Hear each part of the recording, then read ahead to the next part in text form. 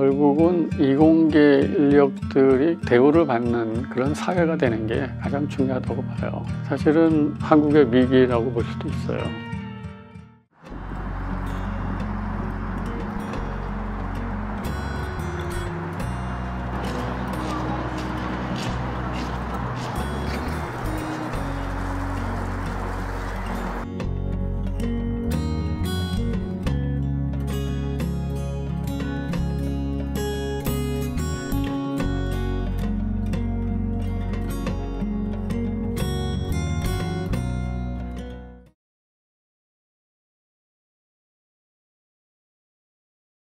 의대 지금 2,000명이잖아요. 그러니까 2,000명 정도가 이제 늘어나는 거니까 그 인원이라 그러면 사실은 서울대의 이공계 전체 인력을 사실은 넘어서는 정도거든요.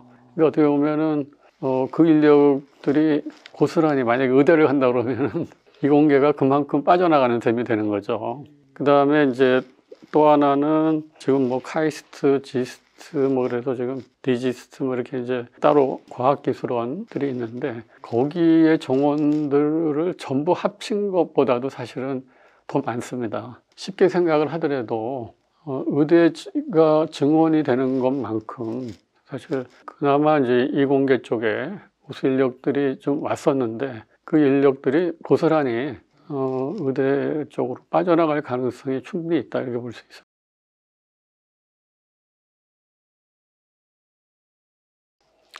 사실 어찌 보면은 이제 의대 선호 현상이라는 게 뭐 어제 오늘의 얘기는 아니긴 하죠. 갑작스럽게 이제 의대 증원이 이제 늘어난 거가 이제 문제가 되고 있는데 우선은 이제 우리 어린 학생들 또는 이 젊은이들이 이공계 분야에 관심을 갖게 하고 거기에 흥미를 갖게 해주는 거가 이제 가장 중요하다고 봅니다. 그게 이제 첫 번째인 것 같고요. 그 다음에 이제 두 번째는 이공계 분야의 전공을 갖고 이제 기업에 와서 일을 하는 경우에 기업에서 얼마나 그 직업에 대한 안정성이라든가 또는 보람을 느낄 수 있느냐. 그 다음에 또 그 일을 통해서 내가 조금 더 나이 들어서도 계속 그 일을 할 수 있느냐. 그게 사실 중요한 거긴 하거든요.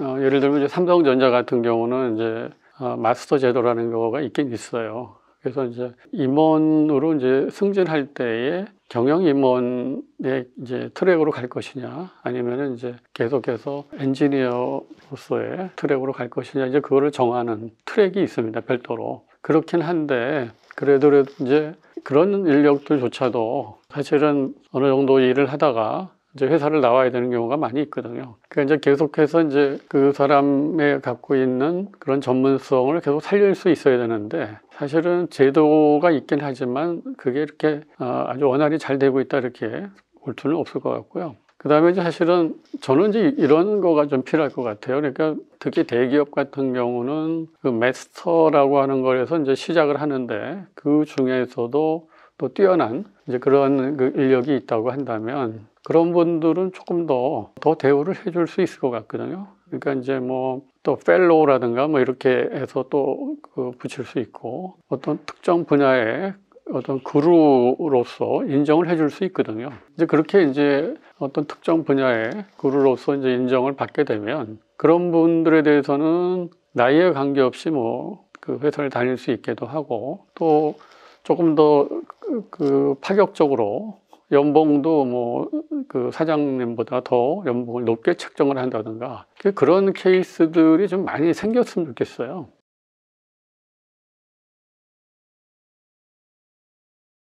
그 소위 말해서 이제 서울대나 카이스트의 박사학위 소지자들은 미국에 이제 좀 이름 들어보면 굉장히 알만한 그렇게 이제 큰 기업들에 취업을 한 케이스가 많이 있는 것 같더라고요. 그래서 특히 뭐 실리콘밸리에 있는 구글이라든가 애플 또는 뭐 반도체 회사 뭐 TI 같은 이제 그런 데서 이제 근무하는 그런 그 케이스들이 많이 있는 것 같아요. 더 높은 연봉과 뭔가 처우를 그렇죠. 보장해주기 때문인 그렇죠. 걸까요? 특히 지금 이제 삼성전자가 좀 어려움을 겪고 있잖아요. 그러니까 이제 과거에는 그래도 삼성전자 같은 정말 글로벌리 탑 기업들이 있으니까 삼성에서 근무하고 기회가 되면 내가 뭐 조금 경험을 쌓고 더 나은 곳으로 간다 이렇게 생각을 했었는데 최근에는 그냥 바로 삼성전자를 어떻게 보면 스킵하고 바로 이제 가는 그런 사람들이 늘어나고 있는 거죠. 그러니까 그것도 어떻게 보면은 한국의 위기라고 볼 수도 있어요. 그러니까 아주 우수한 학생일수록 소위 말해서 정말 똑똑한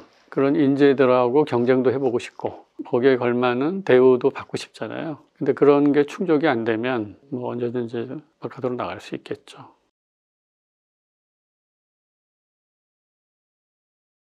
사실은 가장 중요한 거는 교수인 것 같아요. 그 대학 교수가 사실은 이제 결국 그런 인력을 육성해내는 거기 때문에 사실 어찌 보면 계약학과의 문제점이라고 그런다면은 조금 더 현업에서 좀 경험을 많이 쌓고 좀 더 실무적인 교육을 담당하실 그런 분들의 숫자가 좀 적다는 거에 문제가 있거든요. 우선은 그 부분이 굉장히 중요한 것 같아요. 그러니까 이제 우선은 이제 실무적으로 인력을 이제 잘 가르치는 거가 이제 중요할 테니까. 그래서 이제 기업에서 이제 경험을 많이 하신 분들, 그런 분들을 좀 많이 이제 채용을 해야 되는 거가 필요할 것 같고요. 그렇죠. 학교로 이제 그런 분들을 많이 이제 채용을 해야 되는 거고, 조금 더 이제 단순하게 교육 측면이 아니고 기업에 정말 필요로 하는 어떤 기술 개발 뭐 이런 쪽까지 조금 더 발전하려고 그러면 결국은 이제 경험이 있는 이제 교수님들, 기업 최소한의 경험 있는 분들이 실제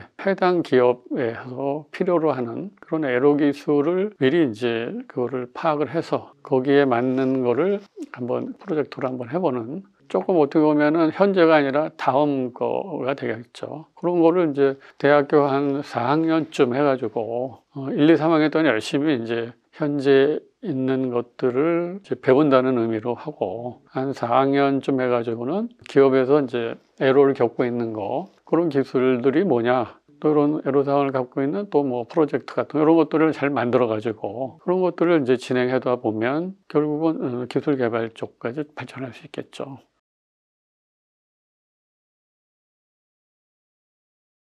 교육 과정은 사실 저는 물론 이제 지금 대학에 있으니까 그 중에 하나의 책임을 맡고 있는 거긴 한데, 결국 재미있게 흥미롭게 쉽게 그렇게 그 가르치는 거가 굉장히 중요할 것 같아요. 사실 문과 쪽 과목하고 이과 쪽 과목을 비교해 보면 이과 과목이 어렵거든요, 사실. 결국은 그 이공계 인력들이 그 대우를 받는 그런 사회가 되는 게 가장 중요하다고 봐요.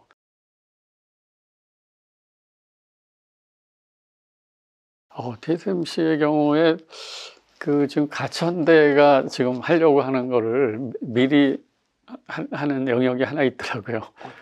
어떤 거요? 고등학교 학생들 대상으로 해서 반도체 교육을 하더라고요. 그거를 2022년부터 대만 내에 있는 그 고등학교에서 반도체 교육을 뭐 많이 하는 건 아니고요. 6주간 그렇게 교육하는 걸로 돼 있네요. 그렇게 해서 이제 반도체 뭐 제조 공정에 대한 것도 배우고 뭐 실습도 배우는 이제 그런 것들을 진행을 했고, 2023년부터는 그 전국의 고등학교 정규 교육 과정의 수업을 확대한다라는 그런 계획을 갖고 있어요. 그러니까 지금 이미 하고 있는 거죠, 그러니까. 네, 그래서 어쨌든 대만의 고등학교에서 반도체 교육을 하고 있다. 그 사실이 굉장히 좀 특별하게 느껴졌고요. 지금 이제 그 가천대 반도체 교육원에서는 이제 초등학교 4학년, 5학년, 6학년, 중1, 중2 대상으로 하고, 이 고등학교는 소위 말해서 공고, 마이스토고라고 부르는데요. 마이스토고 학생들 대상으로 해가지고 이제 교육을 하거든요. 그러니까 인문계 대상은 아니에요. 근데 TSMC는 인문계를 포함해가지고 고등학교 대상으로 해서 반도체 교육을 실시한다는 거, 그 부분이 사실 어떻게 보면은 좀 놀랍기도 하고 우리도 좀 고민을 해야 될 게 아닌가 이런 생각이 들었어요.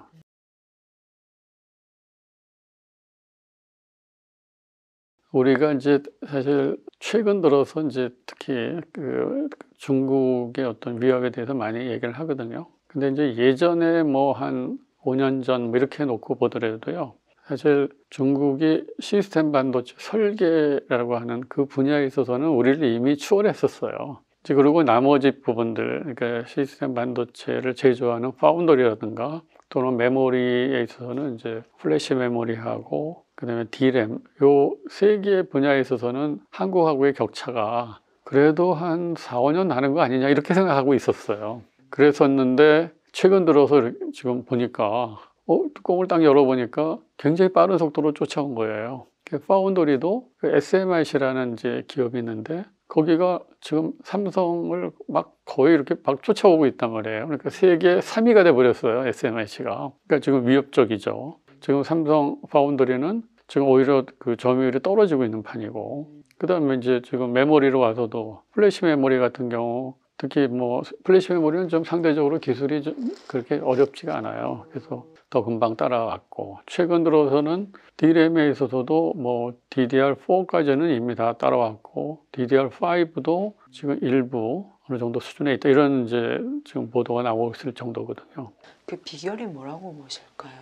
그거는 사실 저는 이제 첫 번째는 투자라고 봅니다. 그러니까 정부의 투자, 그러니까 이런 거예요. 그러니까 반도체 같은 경우는 사실 제일 중요한 게 수율입니다. 그러니까 내가 반도체를 만들어서 테스트를 했더니 그 중에서 양품이 얼마나 나오느냐, 그게 중요한데, 근데 중국 회사 같은 경우는 수율이 뭐 예를 들어서 한 40%에서 50%만 나오더라도, 야, 그러면은 원래 한 90% 나와야 되니까, 그러면 한국 같은 회사에서는 더 이상 그 칩을 못 만들어요. 수율을 더 높이기 전까지는. 근데 중국은 가능해요. 왜 가능하냐면 적자는 정부에서 다 보전해 줄게, 그렇게 했기 때문에. 그러면 처음에는 물론 이제 수율이 안 나와가지고 고전하다가 칩을 계속 만들고 개선하고 그 과정에서 수율이 올라갈 거 아니에요.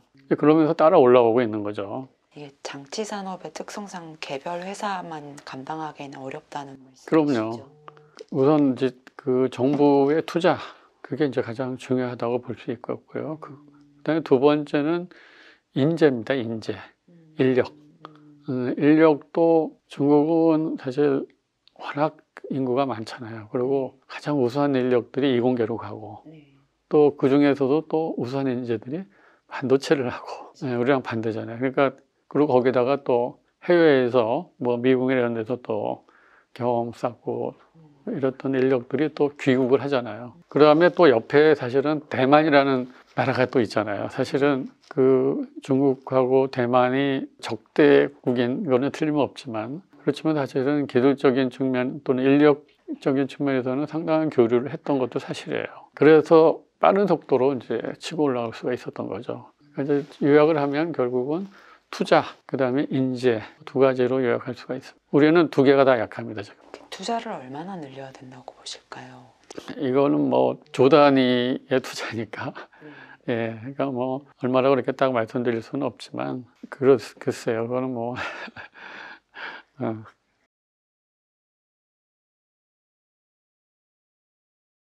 하여간 지금 당장으로 봐서는 사실 이제 지금 국회에 지금 계류되어 있긴 한데요. 반도체 특별법, 그 안에 사실은 이제 보조금도 있고, 그 다음에 또 세액공제도 있고요. 그 다음에 또 요즘 가장 큰 이슈가 되고 있는 52시간 근무 조항, 그 예외권도 있고, 그런 것들이 다 이제 정부 국회에서 해야 될 그런 일들이라고 생각이 들고요. 그 다음에 이제 또 결국은 인재 양성이 가장 중요하니까, 정부 쪽에서는 이제 대학을 잘 지원해서 대학이 좋은 인재를 계속 육성할 수 있도록 그렇게 이제 지원해주고 하는 거가 이제 중요할 거라고 생각이 듭니다.